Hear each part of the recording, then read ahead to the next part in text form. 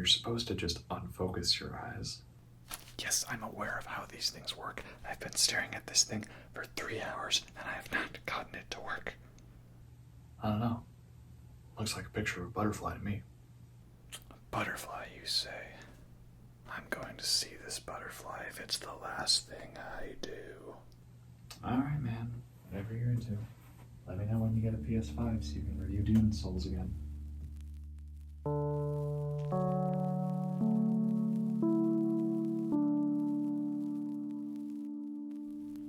Hello everyone, and welcome back to the ASMR review show.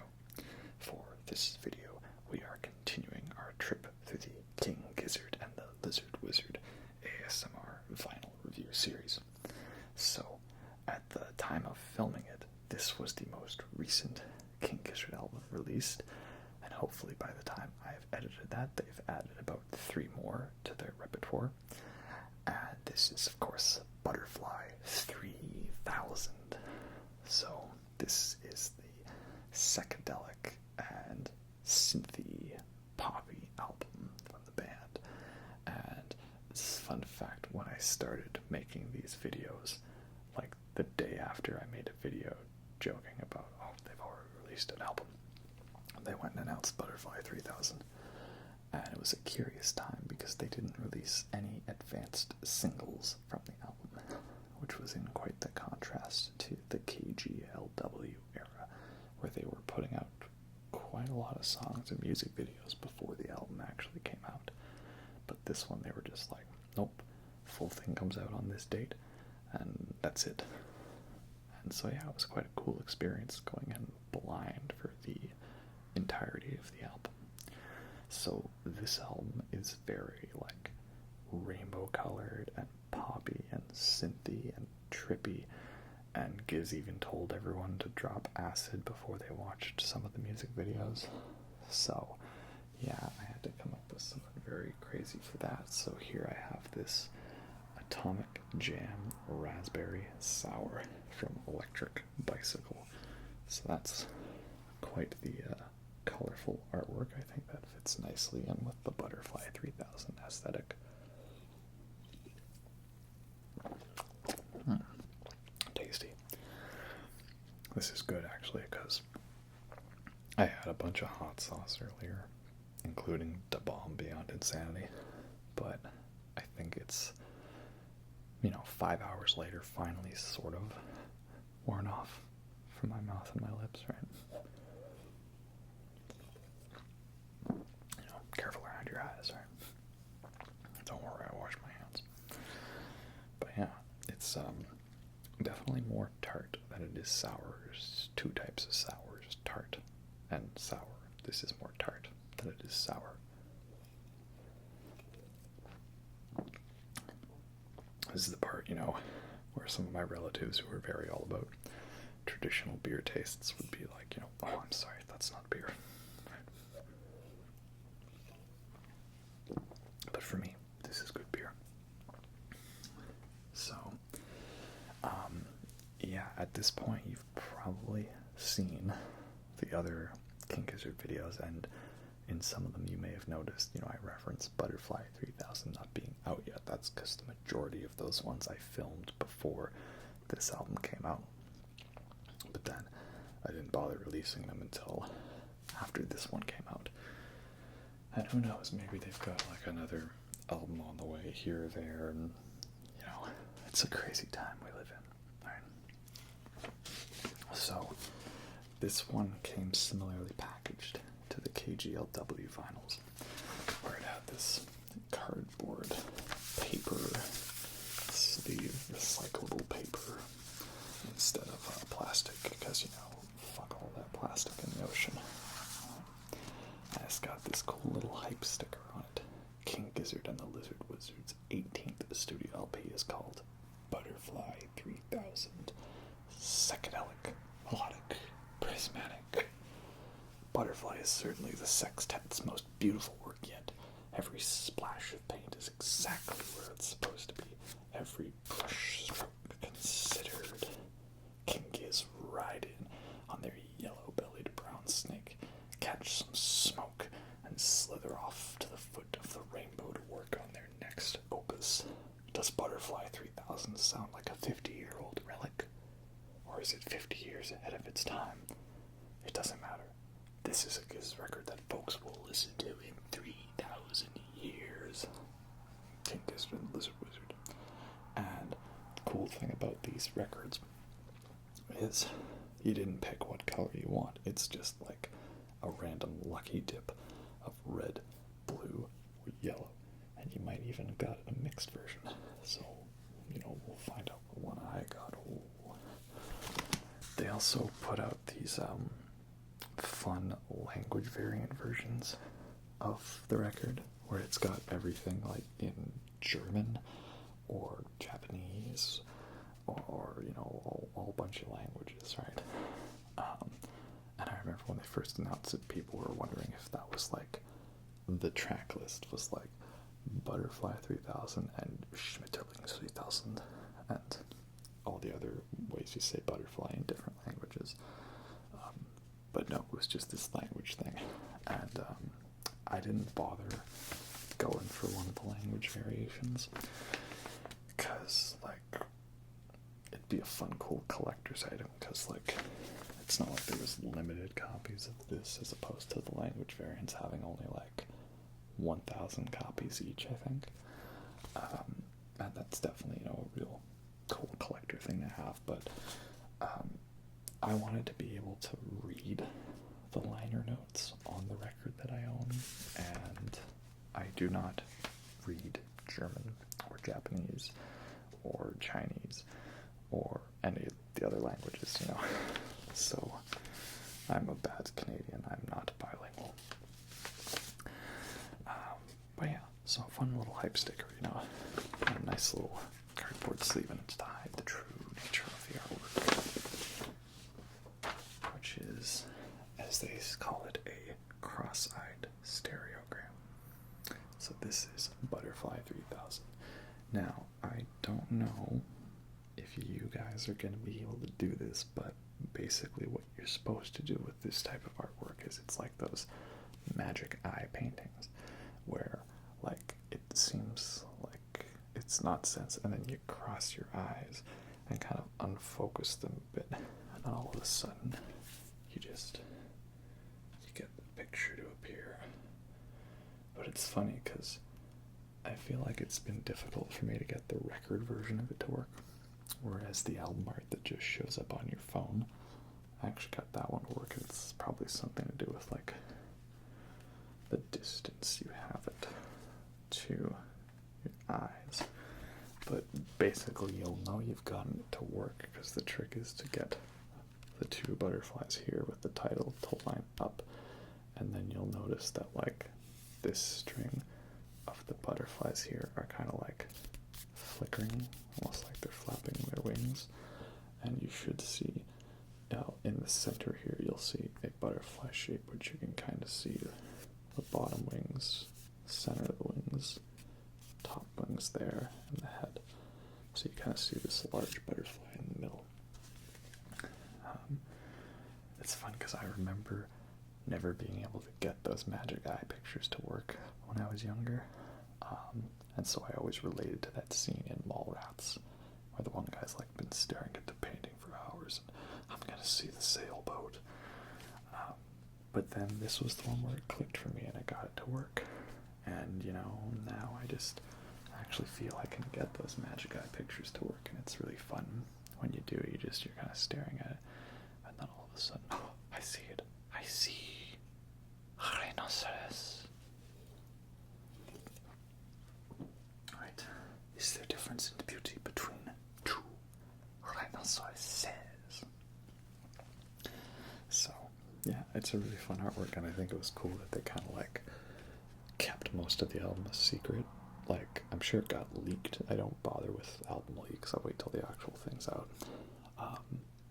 And yeah, it's definitely a fun picture. And according to Reddit, there are indeed 3,000 butterflies on the album art. So, good job. Is it Jason Galea that did this? I think so. And then on the back of the album here, we got this lovely photo of the band, and looks like they're about to, I don't know, go out for a surf or something, and the track list here. And yeah, Eric, no longer in the photo because he fucking left the band. And now there's all these rumors about, like, oh, why didn't they get to play this version of this one? And ooh, there's beef between the band. And I've only heard rumors at the time of filming this, so I'm not sure exactly how true some of those are, so I guess we'll see. And then look at that on the inside, we got, oh, it's all the boys and they're hanging out with some butterflies. Oh, that's nice. It's a nice hat you got there, Stu, very nice. Indeed. So, going to the inner sleeve to talk about the individual songs. So yeah, the sound of this album, I remember they put out a little teaser advertising the album, and it made it sound kind of like the boys have been listening to Plantasia a lot, which you should check out that album. It's very good, very important piece of synth work. But that little teaser wasn't anywhere on this album, and it wasn't as much Plantasia as I thought it was going to be, but that's not a bad thing.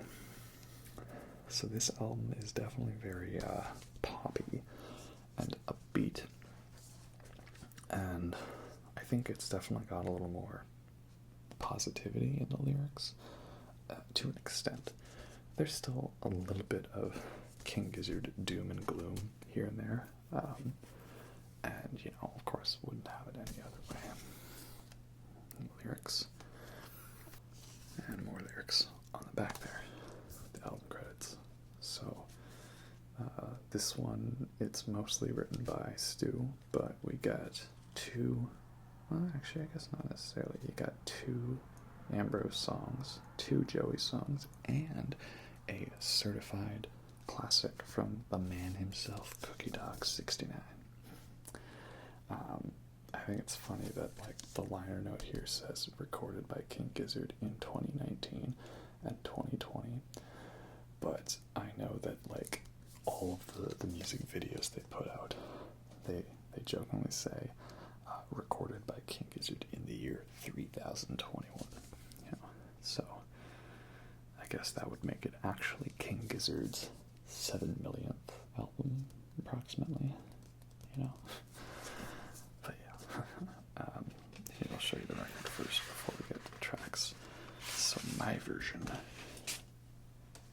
is Blue, which I like because that, to me, ties in with the Blue Morpho song, which is one of my favorites on this album. So I did not get a lucky mix of a couple different colors, unfortunately, but oh well. I like the blue. The blue fits in nicely with all the color schemes.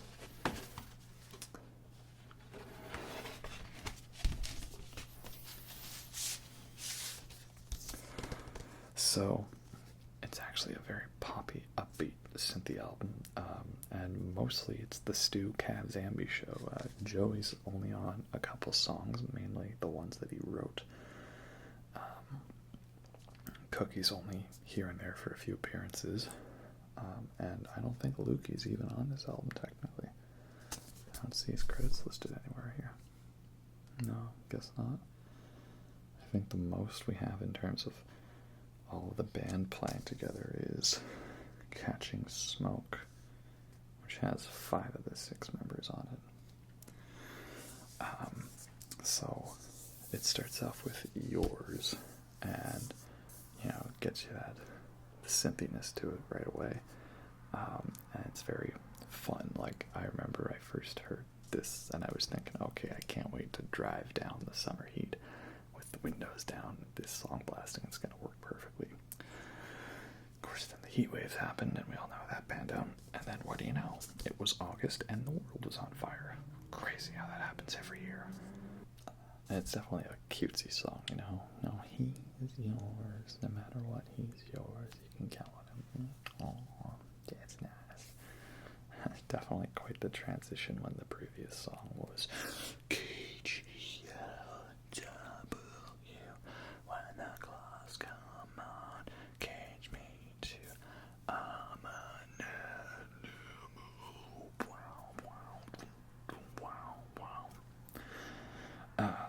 And then, I've said this before on King Gizzard albums, but I really like how everything flows together like it's one big piece, and the transitions they've made between the songs work quite well. And so then you get the song Shanghai. And this is where you start to notice there's definitely this, I don't know what is proper name, but there's this like, sort of like Asian, Eastern, Chinese kind of influence in terms of like the synth sounds they've used, the riffing to it, and just the lyrical content. Because like Shanghai, it's about them hanging out in Shanghai, and they've had like this nice big hot pot, Szechuan pot, and you know they're just having a good time, and they're flying, you know, bye Shanghai, I become a butterfly.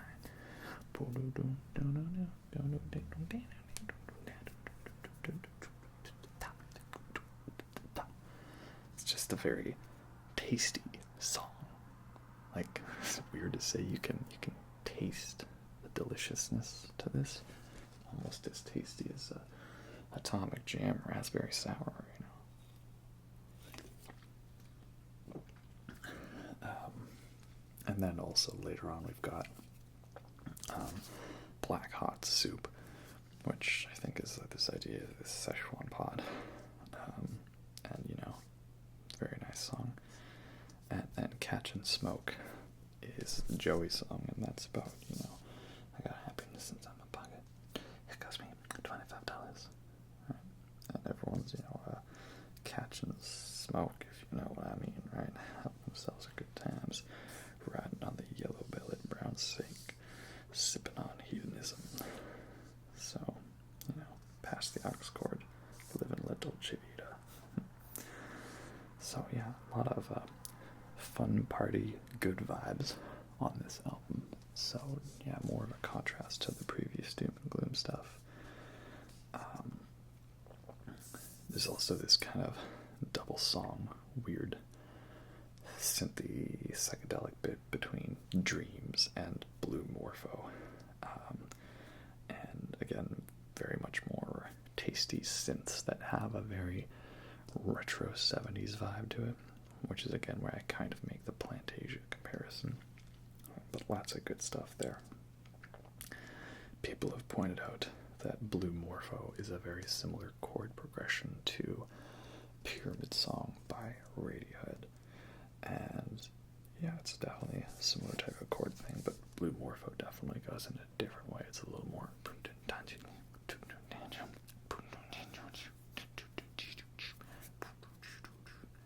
It's very nice. And then the last song on the first side is Interior People, and that one's got a definitely more of a angstiness to it, and a little bit more of a darker internalness. I felt that the intro to it reminds me of Dream Theater, oddly, and I'm not sure how exactly I could say this, but I feel like it's the most organic sounding song on the album. It's like the least synthetic song.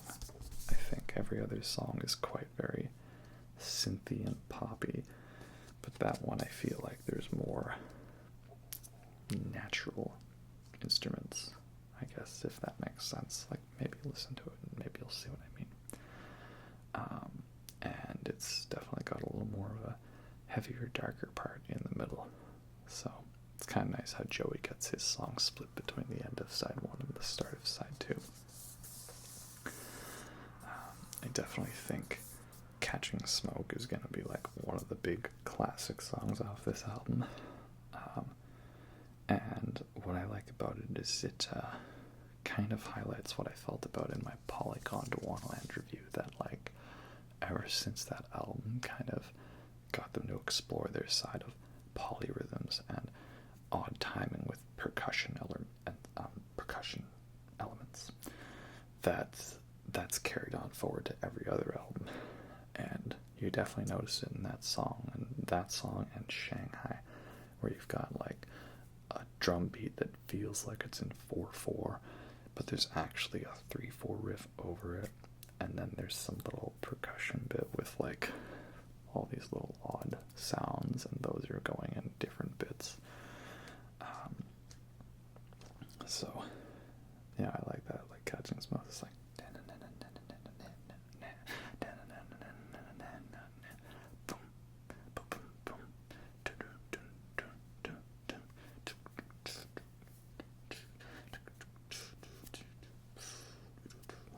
so very nice how they just effortlessly weave in and out of these polyrhythmic movements. 2.02 Killer Year. That's definitely another song that's like a upbeat poppy song. You know, it's coming on Beach Boys, but it's actually a very doomy gloomy song. I think the title was meant to be like a whole 2020 sucks type reference. That's true. I mean, 2020 was a horrible year, but as we all know, as soon as it turned to 2021, oh man, everything was just magically better. How's 2021 been? How has it been? Well, there was that Capitol riot like 6 days into it, and it was pretty much all downhill from there. You know, The Who were lying when they told me, got a feeling 21 is gonna be a good year. Yeah, good for you, maybe not good for me and you together. So, that's a very poppy Beach Boys, you know, water's out, you know, but it's the water's out because the water's coming in and the tides are rising. Black Hot Soup is interesting because someone pointed this out, but the sound of the synthy chorus bit at the end of that song, it's like the same Murder of the Universe synthy chorus bit. So someone was joking that the Black Hot Soup is actually the Han Taiyumi murder robot engulfing the universe. It could be, but it's also the same synth at the end of Lord of Lightning versus Balrog, so I'm not sure how those would all connect, but you know, it's all in the Gizzverse. Gizzverse confirmed. And Ya Love is a certified Cookie Dog 69 classic. Similar upbeat, poppy, surfy Beach Boys vibe to the 2.02 Killer Year, but I don't know, I think that one is a little more actually upbeat. And that one flows into the final song, which is called Butterfly 3000. And I gotta say, like, you go through this whole album, it's very nice, but you get to that last song, it really hits you in the feels, because to me, this kind of feels like a gift and a message from Stu to his young newborn daughter, who would have been just born at the time. Right? Hope I'm worthy of your love. Hope you can brush off the powers that be. Hope I can empower femininity. Hope you don't let the world crush you. Hope you can see the beauty within the grim world's ugly mess. Butterfly 3000. And it's a very nice build. All these arpeggios.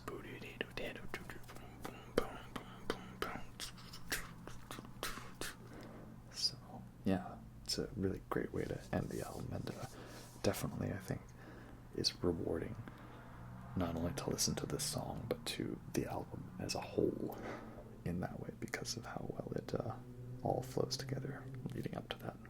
So that's Butterfly 3000. Now, where does it rank in terms of, Giz albums for me? Well, if you've been following these reviews and you know my style, you would no doubt be surprised that in terms of their new albums, most recent albums, I prefer the KGLW heavy, dirty, grungy, angsty, microtonal stuff. So the fun, poppy, synthy, psychedelic stuff is very cool and awesome, but it is not the Giz that I love the most. So this is more of a middle tier album for me in that case, like ranking them off the top of my head is hard, but like at the top we have Rat's Nest and Murder of the Universe, and then in the second tier we have all the microtonal albums and Notagon, and then beneath that, we get into some of the stuff like the really good ones I don't listen to as much, like Polygon to Wannaland and Mind Fuzz and Gumboot Soup. And I think this one kind of ranks somewhere into there, perhaps a bit below. Just keep in mind, Paper Mache Dream Balloon, which is a lot of people's absolute favorite album, is more a middle album for me. Because I love all that sound, but I prefer the other sound. So, you know, it's really good, obviously. And, you know, it's not like I was let down by this album. I know with Giz, you always gotta expect them to try switching it up. And, you know, that's what's great about them. If you have an album that you prefer, you've got that album, and you don't have to worry about the others existing, right? So, I knew going in this wasn't going to be a favorite of mine, but what it is really cool. But there is one issue. I've been saying that Giz needs to be contractually obligated to have some kind of doom metal element to their albums ever since they started to go in that direction. And the closest thing I got to a doom moment was the depressing lyrics on 2.02 Killer Ear, and the middle part of Interior People, and the ending of Black Hot Soup. So, you know, not nearly as much doom as I would want. I think I'm in need of some doom. We need a doctor to administer 50 cc's of doom metal right this instant. You know. But oh well. Anyway, yeah. Really great release from King Gizzard. Excited to see where they go next, and I'm still waiting for the mumblecore rap album to be a thing, you know? Who knows? That will be a thing, indeed. Anyway, you guys are the best for watching this series. At the time of filming it, this was the most recent Giz album, and they hadn't announced anything, but I'm sure they will. They made a music video for every song on this album, so essentially you could make yourself the Butterfly 3000 movie. That'd be pretty cool. But I'm still waiting on the Nonagon movie, Jason. You gotta get on it. And in like the live stream for it, they talked about they might finally make Timeland an album, and that they have 2 albums done, and one is like a Doom/Doom adjacent album, but it's not going to be Rat's Nest 2. Anything's possible with Giz at this moment. But the point is that you guys, all 200 of you that watch these videos, have been great in following along and listening to me nerd out over a really great newer Australian psychedelic rock band. So to that I say, you guys are the best, and I love you 3000. Anyway, hope you all enjoyed that.